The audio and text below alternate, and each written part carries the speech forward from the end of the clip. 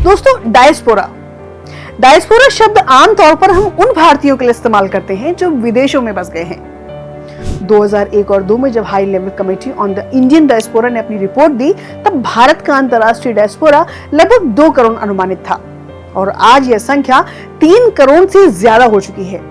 इतना ही नहीं, पिछले 20 सालों में भारत के अंतर्राष्ट्रीय प्रवासियों पर लगभग 2000 से अधिक स्टडीज हो चुके हैं।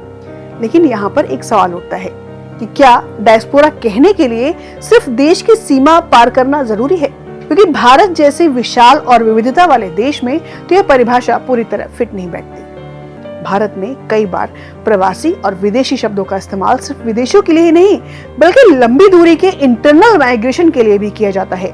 उदाहरण के लिए सूरत, गुजरात में काम करने वाले ओडिशा के प्रवासी मजदूर खुद को कहते हैं कि वे विदेश में आए हैं, क्योंकि वहां का वातावरण उनकी संस्कृति से बहुत अलग है। तो इससे साफ होता है कि डायस्पोरिक एक्सपीरियंस के लिए सिर्फ अंतर्राष्ट्रीय सीमा पार करना जरूरी नहीं, बल्कि किसी बड़े सांस्कृतिक क्षेत्र को पार करना ही काफी है। इंटरनेशनल माइग्रेंट्स पर तो काफी शोध हुआ है, लेकिन आंतरिक डायस्पोरा पर बहुत कम काम हुआ है। उदाहरण के लिए तमिलनाडु के मदुरई जिले में जनगणना के हिसाब से गुजरात से आए प्रवासी कम दिखते हैं, लेकिन भाषा जनगणना में 60,000 गुजराती बोलने वाले लोग दर्ज हैं। यानी बिना माइग्रेशन डेटा में दिखे एक बड़ा डायस्पोरा वहां मौजूद है। और ये ठीक उसी तरह है जैसे 19वीं सदी में मॉरिशस में भारतीयों का माइग्रेशन हुआ और आज वहां एक भारतीय डायस्पोरा बन चुका है।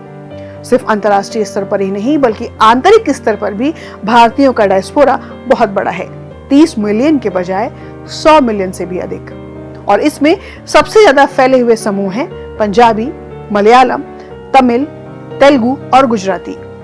वहीं मराठी, कन्नड़ और बांग्ला ग्रुप्स कम फैले हैं। हिंदी भाषी, जिसमें भोजपुरी और मारवाड़ी भी शामिल है, संख्या में ज्यादा है, लेकिन एरिया के अकॉर्डिंग कम है।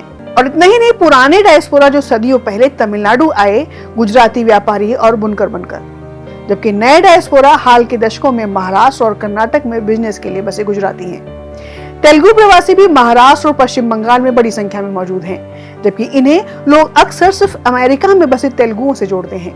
और यहाँ पर दिलचस्प बात यह है कि मलयालम और तमिल को छोड़कर बाकी सभी बड़ी भाषाओं के आंतरिक डायस्पोरा अंतर्राष्ट्रीय डायस्पोरा से बड़े हैं। और ये डायस्पोरा अक्सर अपनी पहचान बनाए रखने के लिए एसोसिएशंस एंड कल्चरल फेस्टिवल्स का सहारा लेते हैं। फॉर एग्जाम्पल, बंगाल संघ जो कि दुर्गा पूजा कराता है, मराठी मंडल गणपति उत्सव को तवज्जो देता है, गुजराती समाज देश और विदेश में फैले संगठन है। गुजरात सरकार ने कभी 176 गुजराती एसोसिएशंस भारत में और 120 विदेशों में लिस्टेड किए थे।